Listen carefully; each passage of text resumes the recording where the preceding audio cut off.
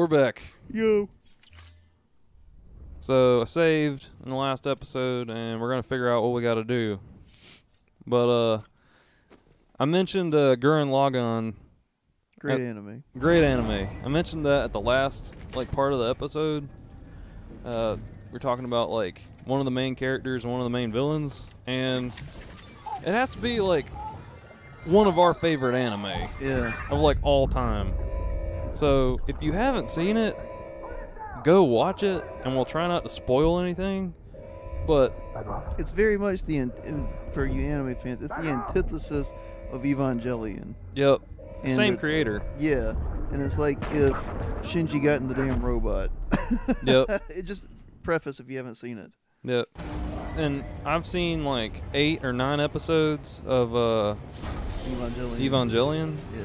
So I'm not an Evangelion expert, but I love Gurren Lagann, right? Yeah. So, but they definitely take Shinji and the other girl that's his the redhead, not the redhead, Ray, the blue haired, yeah. And they make them brothers basically in Gurren Lagann, because Kamina is more like her, yeah, and then Simone is more like Shinji, yep. And they have similar names and stuff. Yeah. I'm sure there's YouTube videos comparing the two. Maybe. Should be compared because they are complementary antithesis of each other, because Gurren Lagann, just a quick overview, Kamina is an older guy that's influencing Simone, and is hey, we found this robot, you gotta be a man and believe in yourself and go forward, and basically he's an idealist, he's going to change the world, he's going to do it. And Simone is more shy and withdrawn, but he has a mentor that pushes him forward. Yeah. And Kamina, the older one, sees the potential and the greatness inside Simone. Yeah. And he's you're better than all of us, and you can do it. Yeah. But Simone doesn't have the drive, but Kamina pushes him there. Yeah. And we should say this, all of humanity lives underground, yeah, for a particular reason. That's part of the plot. We're not going to spoil, but they're all moles. Yeah. They're not mole people. They dig all the time. That's what they do. They dig more tunnels to make more room for more people. They have been accepted their lot in life. They can't break the surface. Yeah. So in the first episode, you find out that a moniker or a title for Simone is Simone the Digger. Yeah. And I have to say it like that, because the N-word. The internet and the N-word don't go together. But he's this small, meek little person, but he's the greatest digger in the clan. And Kamina just wants to get to the surface. Yeah. Because apparently his dad got to the surface. Yeah, and he saw it one time, yeah. Yeah, he saw the sunlight for the first time, and that's his whole existence, is just trying to see the sun again. So there's a line that they keep saying consistently in the show, is drill to the heavens, and I love that. It gives me goosebumps. Yeah, the drill that will pierce the sky. Yeah, that too. They do variations of it, but yours is the drill that will pierce the heavens. Yep. I love that one too. And you just gotta watch it. But Kamina is it's also a battle of the old and the new world. Yeah. And the old king and new king kind of trope, because Kamina is pushing them. They get to the surface and they're pushing them to figure out who's preventing them, humans, from getting past the surface. Yep. And because the surface is patrolled by gunmen, which are basically Gundams. Yeah. Giant mechs. Yeah, we'll just leave it there because I don't want to give too much away. Yeah, it's fantastic. But they encounter the villain Lorginal, who has an awesome mech that looks kind of just like the main guys, but is dark. And you realize that while he's been ruling over the earth and people down, he had a good reason for it. Yep. But that reason was also based in fear. Yep. It's almost like the Beowulf story. Because Beowulf becomes king, but he's a flawed hero. He does something that's awful to try and save his kingdom and stuff, and that ultimately is his downfall. It comes back to beat him. or get him. Yeah. Um, and it's implied that Lorgenon was once like them, because to power a mech, basically, you have to believe in the spiral. Not even believe, but you have to display it, which is basically potential. It's the will to act. And the spiral force. Yeah. Yes. Man. I love thinking about this anime. I want to get away from Hitler so fast. The will to act and will to power. Yeah. Which were Nietzsche concepts before the Nazis appropriated them. So I will say the Nietzsche will to act and will to power. There you go. So the idea of even if you're being beaten, as long as you have the will, the spiral energy will come out and power the robot. That's how they overcome the bad guys, basically. Mm-hmm. So at one point it seems that Lorgenon, to conquer Earth and basically people down, but also for the reason he did, he had to have great will. Yes. And great ideology. Like not ideology, but he had to, well, I guess great ideology. He had to believe in something beyond himself. But at some point, he stopped, because I don't know if you want to tell him like the second arc past Lorgenon. Okay. So let's just say that there is a second arc that's like, so I mean he's a bad guy in an anime, so they're gonna beat him, right? Yeah. But the fate of the world gets worse. We'll just say that, because really the reason why is kind of like the whole point of the show. Yeah. So we shouldn't say any more than that. Yeah. But he's a great villain because of it. Because he's a villain and he's a hero that became a villain. Yeah, he lived long enough to become the villain. Yeah. Yep. Yeah. Yeah, Batman. Yeah. So it's an amazing anime. He's kind of freedom or safety over freedom.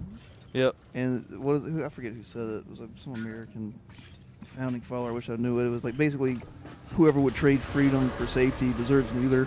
Yep. Kind of like that. That's right. But another great thing about the anime, aside from just like the plot, is the escalation of it. Yep. And they also talk about like power levels, kind of, and like they use that willpower thing, like the spiral force, to kind of make fun of anime, especially like Dragon Ball Z. But it's also needed and implemented. Yes. They use it in like the correct way. They make fun of it while honoring it. They do it so well they can point fun at it. Yep. Because like everybody knows that basically in Dragon Ball they didn't understand like power levels. They just made it up. Yeah. And then like they kind of retcon stuff later. So they kind of do that in Gurren Lagann. Yeah. And it's so funny. It's the most hilarious anime, but the first 5 episodes are really like fan servicey. Yeah. Because they have like a young teenage girl who's a sniper and basically like wears a bikini the whole time. Dressed illicitly. Yeah. But it's okay because like after those 5 episodes she becomes more of like a human instead of just like eye candy. Yeah. Or whatever. But man, it's God. I don't even know. They turned that trope on its head because she's the smartest one. Yep. She is so, and she becomes almost like the most tragic one. Yeah. She becomes probably the most real and human by the end of it. Yep. Which I don't want to ruin it for everybody. So they knew what they were doing. This is made by guys that literally have been in the anime business and understand old and new tropes because they created some of the new ones. So they understand it better than most people. Yep. And so, anyway, I don't think anime needs promotion in the West anymore, but there you go. Yeah. Well, it's just an older one, you know, so if you're anime fans out there and for God's sakes, if you haven't watched Evangelion, go watch it. Yeah. If you haven't watched it, go do it. And as someone who's watched Gurren Lagann and has barely started Evangelion, Gurren Lagann's an easier watch. Yeah. Just because it's lighthearted, but also has like the heavier stuff like knitted in. And to be fair, it was also better plotted out than Evangelion because they didn't know when it was going to end. Yep. So, man, it's if you've seen a lot of like anime top 10s, Gurren Lagann's usually left out of it. Yeah. But it's just a shame because it has some of the best like writing. Yeah. like in an anime. You just have to get into it. It's a tour de force, and I say that in the meaning of like that's what it is. Like they went in there knowing they wanted to do over the top everything because they knew the rules. Yep. It's not like Death Note, which Death Note is a near perfect anime because it stays within the bounds and it is what it is, and it plays by its own rules, and that's what separates the two. Is I would say Death Note's probably a better anime than Gurren Lagann, but Gurren Lagann is a tour de force. It's a masterpiece, and it's in what those guys wanted to make. Yeah. I think objectively Death Note's probably a better anime. Yeah. And they're like, it's different meals, too. Yeah, it's two different things. But there's very few anime, like, you mentioned Trigun last time, too. Yeah. Trigun does that thing where, I mean, for most of the anime, Vash is like a bumbling idiot who's, like, amazing. Yeah. You know what I mean? And there's no plot. No. Or that you know of, but it turns out there's been a plot the whole time. Right. They interweave, like, I don't know, they interweave it so well. But apart from, like, newer anime, like, because you got to remember, both of these animes are, like, action-packed. Yeah. You know, Vash the Stampede has, like, a battle every episode. Yep. The first time you see him, there's an explosion. Yeah. He's just sitting in a bar, and everything explodes around him. Something I've been thinking about, we hadn't talked about it, just kind of came. Anime, the genre, is exceptional at later exposition. Yep. And that's usually frowned upon. You don't do like an information dump or an exposition dump, but they make it. They're very good at. The genre is very good at revealing things later to make you realize how things really were, without changing anything or cheapening anything. Yeah, because they're not retconning. It's like, oh, this is what it's always been. Yep. You didn't understand it because we didn't let you see it yet. Yep. And I think that makes it more enjoyable because you want to watch it again, and you like see it at the beginning. You're like, okay, this all does add up. Mm-hmm. So. And it's weird because I hate to say this, I'll admit it though. I've seen all of Naruto. Yeah. I haven't seen Boruto, but it's harder to do that in a long-running like Shonen Jump anime. Yeah. But they did it. Yeah. And talk about retconning something. They had to retcon some stuff just to make it all fit and work. But like Dragon Ball Z, Naruto did it. They like succeeded. Where like other anime fail in retcon and stuff. And it's just it kind of blows my mind that not only can they reveal stuff later in shorter anime, but they can do it in longer ones. But like in Bleach it didn't work. No. They changed a whole bunch of stuff in Bleach. Like I don't think Bleach had a good foundation. Nope. And I have a very limited knowledge of Bleach. But I remember just watching it thinking they don't know this. It was probably supposed to be serialized, I think, because like it seems like at the very beginning he gets it and he's fighting like a monster a week kind of deal. Mm-hmm. And I think that's what they thought it was going to be, and then it became an international sensation. And they're like, oh, this could be something else. Yeah. Bleach has one of the worst power level like dynamic things in anime. Yeah. Like he gets a form basically. I forgot, but basically he becomes like this half ghost dude. I remember that. Yeah, he got that girl's powers. Yeah, he can go to sleep basically and separate his like astral form. Yeah, or whatever, and then by where it is now, he has like 3 different forms he can change into just with his sword. That's weird. And then he has masks that are above that are made out of like spirit bone and stuff. I don't know all the cool terminology. Concept. It's very cool, like looking. Like some of the figurines from Bleach look really great. awesome, and they have, but it wasn't thought out. Well, I gotta tell you, just what I remember when I saw it. This was when Toonami was around. And I was probably stoned out of my mind on painkillers, and kidney stones. But what I remember, the dark-haired girl that was like whatever it is, a hunter or whatever it was. What's the name for him? The Soul Slayer, Society. Whatever. Like she seemed like a way more interesting character than he was. She was. And then they took her powers from her and gave it to him. She gets them back. Okay, good. Because then the whole thing is like, why? She should have been the main character, I think. she becomes like a secondary character and then a minor character. And that's ridiculous. Ichigo, it's Ichigo. He becomes like Goku. Yeah, he's the chosen one or whatever. Way like overpowered. Which And I don't know. It bugged when I first started watching it. Yeah. It bugged me that she lost her powers to him.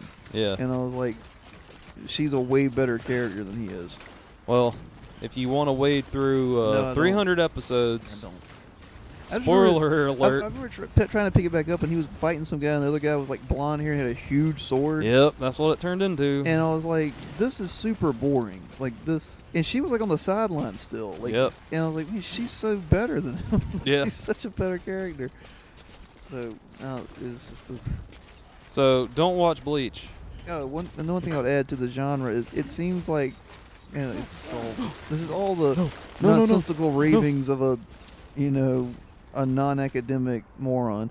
Yeah. But it seems like Western stories, and they're great, but I say that even everything from comic books to YA and everything in between, we emphasize a strong foundation, particularly in books and even movies. You have to have a strong foundation. Yep. Anime can throw you in the mix of things.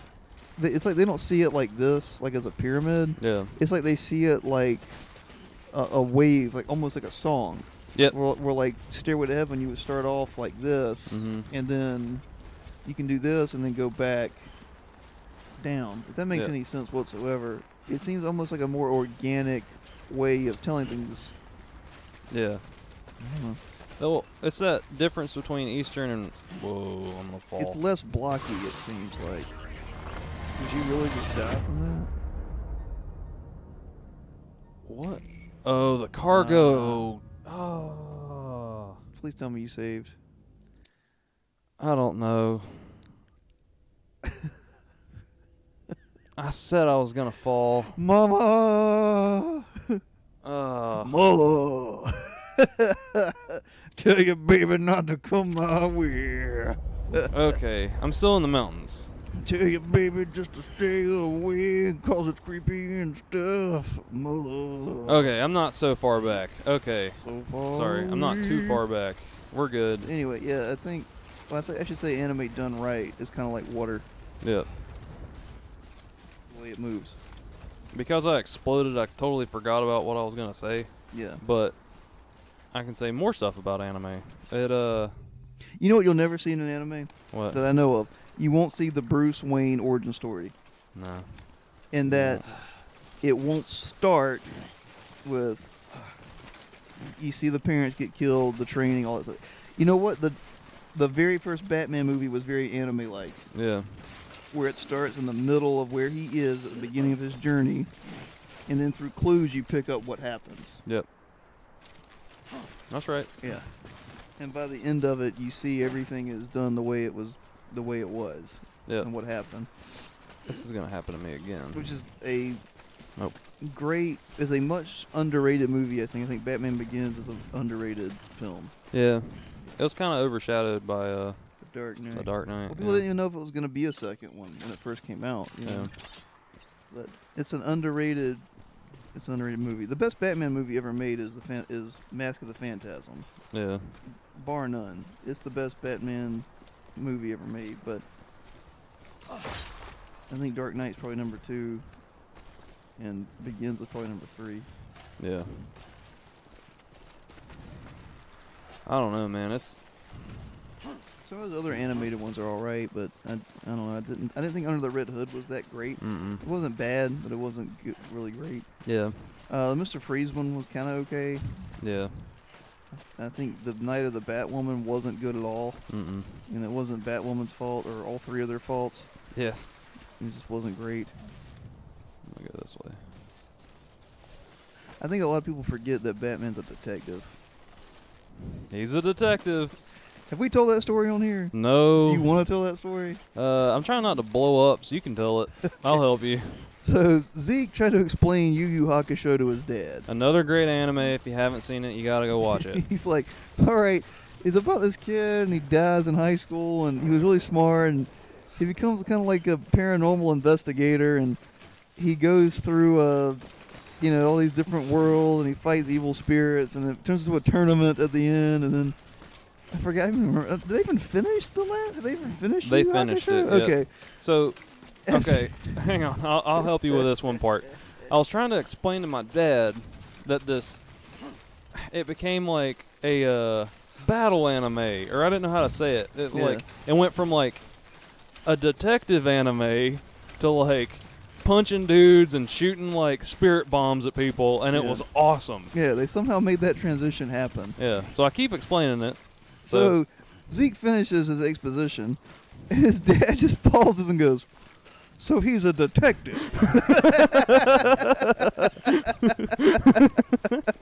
That's what he got from it. Yep. So I want to stream him watching the entire series and go, "So he's a detective." Yep. And I was like, "Yep, Dad, he's a detective." There you go. I'll admit that I was confused. I used to see the commercials for Yu Yu Hakusho. I saw the first 3 episodes again on Toonami. Yeah. And then like 2 years later, someone was talking about it. And like, yeah, there's like a tournament. I was thinking, isn't he like a detective? Like, yep. I just remember him and like the red-haired guy solving crimes or whatever. Yep. I'm like, there's a tournament. Yep. A tournament. That's your REM reference for the day. Yeah. You're welcome. Oh, album of the week. I just bought Meatloaf's Bad Out of Hell 2 for $3. Yeah? It was and it's fantastic. There you go. It's one of the best produced albums I've ever heard. Cool. It's like Boston's first album. Okay. It's like that good. That's cool. And you know, I'm not just meaning like, oh, how clean it sounds, because I mean you can argue that modern day records are produced great and they're not. They're overproduced and they're awful. Yeah. It just sounds great. I just want to take a second to remind people I have this otter thing on my head. Man, okay. it looks awesome. I know it's raining, so I wanted to show it off. That's great. So, yeah, go buy that, guys. Go buy Meatloaf's Bad Out of Hell 2. In fact, go buy Bad Out of Hell 1. Yeah. It's fantastic as well. And if you don't listen to vinyls, buy it on vinyl. If you don't listen to vinyls? Yeah, if you don't, you should go buy a record player and buy it on vinyl. Yeah, that's true. Because that shit, it's fantastic. it sounds better. Now, I'm not going to be an audiophile and be like, well, you know, there's a certain way to listen to vinyl. Vinyl's just better anyway. Yeah, just get some good speakers. Uncompressed sound is better than compressed sound, period. I like listening to CDs in my car because I have a pretty good stereo system that just came with my car. Yeah. And I'm alone and I'm moving. I love listening to music while I'm like doing something. Well, yeah. So that's where I like to listen. I mean, but if I'm home and I have time, I'll get out the record player and I'll throw on like Quadrophenia. Oh, God. And that's the thing is you got to have albums that are worthy of being on records. Yep, that's like, true. Taylor Swift's album is not going to be. Why would you sit in your room and that's not going to take you anywhere? Well, hey, and that's a good gauge for if an album's great or not. You know what I mean? Yeah. Like, and we're both kind of like, we're musicians first and foremost. Yeah, but we're kind of like not apologists, but we're kind of, I don't know what the term is, but like classic rock is a hard sound to replicate, and rock in general and progressive rock from like the 80s is just very big and open and like sonically it's impressive.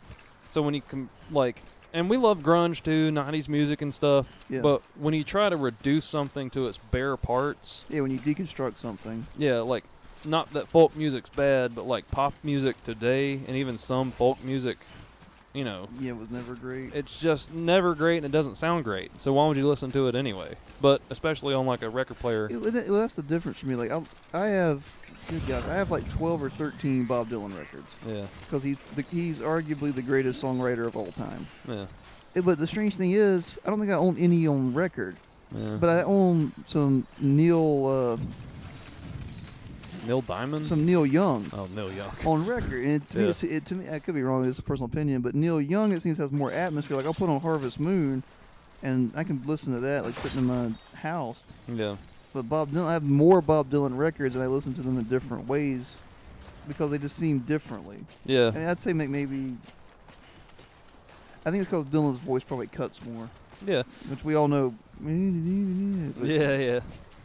I'd say, I mean, I don't know, I'm not going to say which one's a better songwriter. I'd probably say Bob Dylan's a better songwriter or has written more songs. Yeah. Anyway, So I understand that, but I'm saying like I can't. There's a reason it's called pop music or bubblegum pop. It's because it loses its flavor. Yep. Well, there's definitely like different intentions for listening to music. Yeah.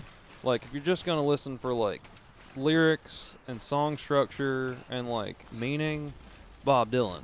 Yeah. You know what I mean? I think But Neil Young has more atmosphere. yeah, if you're looking for atmosphere, sonic resonance, Yeah.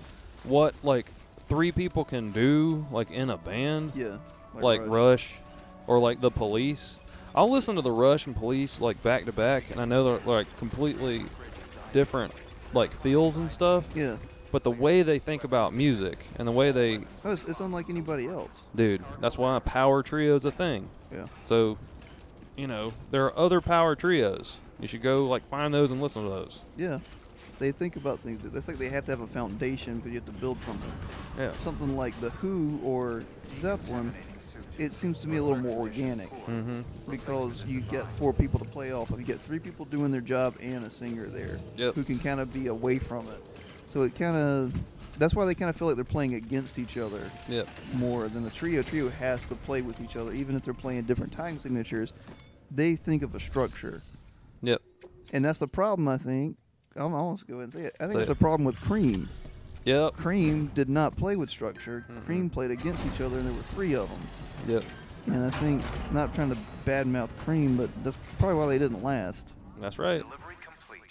Well, that was the downfall of the Police. I mean, Yeah. they played together, and like they understood that, you know, even though Stuart Copeland wanted to like play this One like of the best drummers in the genre. yeah, they all had big egos. Yeah. But they understood that. And they all deserved it. Yeah.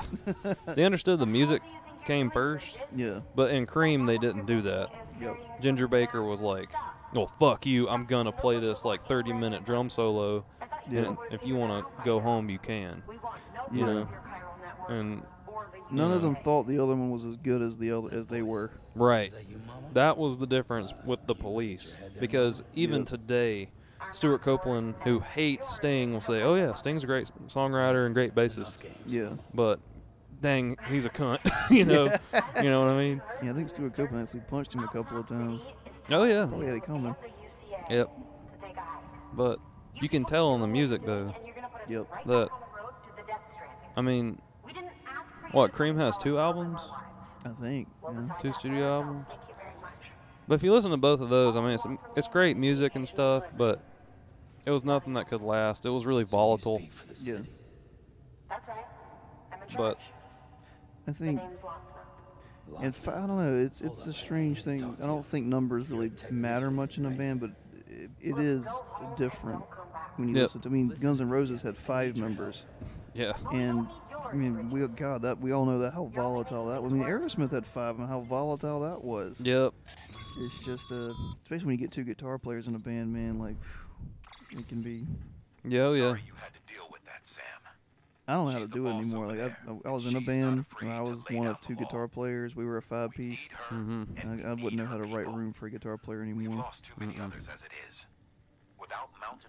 But it's fun. It's fun studying that stuff, even if it's all kind of pseudo in your head. You know, it's not real. It's still cool to see the connections. Yeah. Well, it's weird. I mean, I've never been in a band with 2 guitar players. It's always just been one guy. Yeah. But How did he keep up with you? they didn't. That's why we're in a band together. Yeah. You know what I mean? He didn't take up enough space. No. So it sucked, you know, but I never understood. I mean, it'd be like being in a band with 2 drummers and be like, hey, man, you lay down the rhythm, I'll play the syncopation and the solos over you. Yeah. Because that's how, like, guitar players do it. Yeah. You know, what's weird. Like, why can't you just do it? You know? I don't know how bands like Grateful Dead work, which people can say all they want about them. They're one of the greatest bands ever. Yeah. And that's not my opinion as far as saying I think they're the. I mean, That's fact. they're a fantastic band. I don't even like their music that much, but as far as like objectively a good band, they're one of the best. It's a cult band for a reason. Yeah, and just seeing musicians playing together, you don't find that synergy anywhere else. Right. And I don't know how they do it. I mean, I don't know how you get that many people on stage doing that. Yeah. Well, the Grateful Dead are like musicians and a band for musicians. Yeah. And other bands to listen to. You know, like music, like heads, audiophiles, pretty much all love the Grateful Dead. Yeah. And they were all about like sonic resonance and stuff. Well, I mean, I've heard Tear Up and Station, the song, and I think it's an album. If people are going to roast me, I don't care. I think it's also an album, but the song is fantastic. You'll never hear anything like it. You're like, you know, but then I'll hear like, I can't listen to 20 songs about riding a train. Yeah. So, but, let's see. I don't know. I think, and say what you will about the White Stripes, which they're okay, but, and the Black Keys, but I mean, I gotta admit, a lot of their songs sound awfully the same. Yep. There's no diversity in it. That's right. So, I don't know if you can do much with two people. Maybe you can, but I think having a third person probably would have helped them. Yeah. Talking about these millionaires. Yeah, probably could have helped them. Yeah. Well, it's just like you need to charge or change your boots, dog. Yeah, no. Yeah.